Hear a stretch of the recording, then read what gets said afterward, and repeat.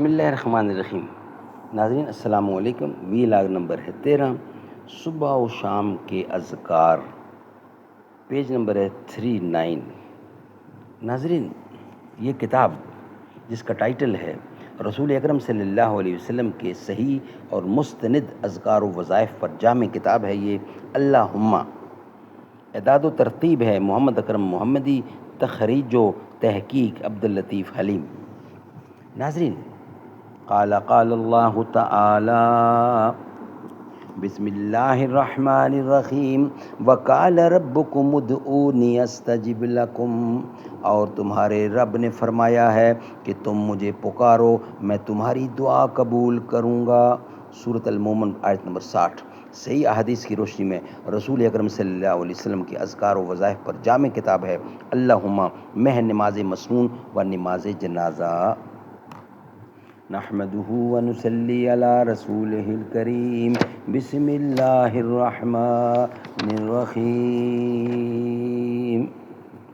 نہ صحبہ ہوں نہ ساقی ہوں، نہ مستی ہوں نہ پیمانہ، میں اس میں خانہ ہستی میں ہر شے کی حقیقت ہوں۔ مجھے راز دو عالم ہے، مجھے راز دو عالم دل کا آئینہ دکھاتا ہے، وہی کہتا ہوں جو کچھ سامنے آنکھوں کے آتا ہے۔ وی لاگ نمبر ہے 13، صحیح دعا، صبح و شام کی اذکار۔ رسول کریم صلی اللہ علیہ وسلم ہر وقت اللہ تعالیٰ کا ذکر کیا کرتے تھے۔ اس ذکر سے مراد اصل میں اکثر و بیشتر دعائیں ہی ہیں جو آپ صلی اللہ علیہ وسلم مختلف مواقع پر پڑھتے تھے، ان میں صبح و شام کے اذکار اور دعائیں بھی شامل ہیں۔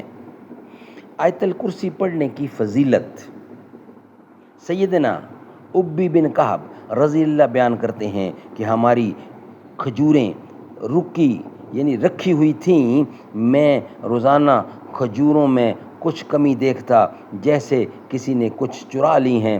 ایک رات میں ان کی حفاظت کے لیے پہرا دے رہا تھا کہ اچانک کوئی ایک بالغ لڑکے کی طرح آیا، اس نے سلام کہا، میں نے سلام کا جواب دیا اور پوچھا کیا تم جنوں میں سے ہو یا انسانوں میں سے؟ اس نے کہا جنوں سے۔ میں نے کہا اپنا ہاتھ دکھاؤ۔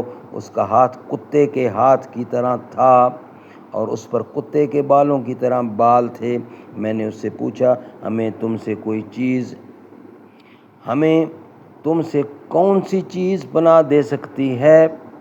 تو اس نے کہا کیا تم نے سورۃ البقرہ میں آیت الکرسی کو پڑھا ہے؟ میں نے کہا ہاں۔ اس نے کہا جب آپ اسے صبح کے وقت پڑھ لو گے تو شام تک ہم سے محفوظ ہو جاؤ گے، اور جب تم شام کو پڑھو گے تو صبح تک ہم سے محفوظ ہو جاؤ گے۔ ابی بن کعب رضی اللہ بیان کرتے ہیں کہ صبح کو میں نے رسول اللہ سے اس واقعے کا ذکر کیا تو آپ صلی اللہ علیہ وسلم نے فرمایا اس خبیث نے سچ کہا ہے۔ نوٹ: آیت الکرسی میں ترجمہ صفحہ نمبر 8 پر ملاحظہ فرمائیں۔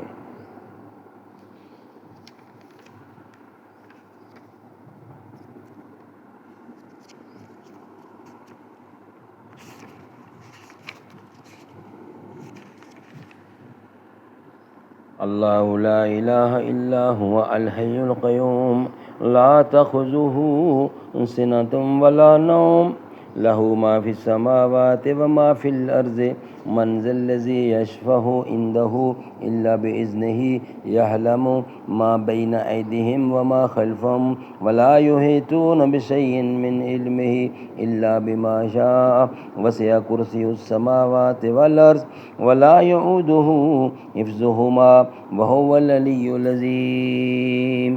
سبحان اللہ، سبحان اللہ۔ ناظرین، نیکسٹ ہیڈنگ ہے صفحہ نمبر 40 پر سورۃ اخلاص اور معوذ 3 پڑھنے کی فضیلت۔ سیدنا عبداللہ بن خبیب رضی اللہ بیان کرتے ہیں کہ ہم نہایت تاریک اور بارش والی رات میں رسول اللہ کو تلاش کرنے نکلے تاکہ آپ صلی اللہ علیہ وسلم ہمیں نماز پڑھائیں۔ جب ہم آپ کے پاس پہنچے تو آپ نے فرمایا کیا تم نے نماز پڑھ لی ہے؟ میں نے کوئی جواب نہ دیا۔ آپ نے فرمایا کہو میں نے کوئی جواب نہ دیا۔ آپ نے فرمایا کہو میں نے کوئی جواب نہیں دیا۔ آپ نے پھر فرمایا کہو میں نے کوئی جواب نہیں دیا۔ آپ نے پھر فرمایا کہو۔ میں نے عرض کیا کیا کہوں؟ آپ نے فرمایا صبح و شام 3 مرتبہ قل هو اللہ احد اور معوذ 3 یعنی سورۃ الفلق اور سورۃ الناس پڑھو، یہ تجھے ہر چیز سے کافی ہو جائیں گی، یہ تجھے ہر چیز سے کافی ہو جائیں گی۔ نوٹ: سورۃ الاخلاص، سورۃ الفلق اور سورۃ الناس میں ترجمہ صفحہ نمبر 11 پر ہے۔ ناظرین، آج کا ویلاگ ہمارا یہاں ہی کمپلیٹ ہوتا ہے۔ نیکسٹ ویلاگ ہمارا ہوگا جس میں سید الاستغفار اور جنت، یہ ہم آپ کے سامنے رکھیں گے نیکسٹ ویلاگ کی صورت میں۔ یہ ویلاگ ہمارا یہاں ہی مکمل ہوتا ہے۔ نہ ایسی زلفیں نہ ایسا چہرہ نہ یوں کسی پہ شباب ہوگا، جواب ہوں گے سبھی کے لیکن نہ مصطفیٰ کا جواب ہوگا۔ جو چہرہ نکلے تو صبح ہوگی، جو زلف بکھرے تو رات ہوگی، پسینہ ان کا گرے گا جس پر وہی تو ذرہ گلاب ہوگا۔ بروز محشر حسین سارے اکٹھے ہوں گے مقابلے کو، یقین مانو کہ سب سے پہلے بلال کا انتخاب ہوگا۔ کتنے لاشیں پڑے ہیں کربل، حسین کا سر کہاں ہے بولو، جواب آیا کہیں وہ نیزے پہ چڑھتا الکتاب ہوگا۔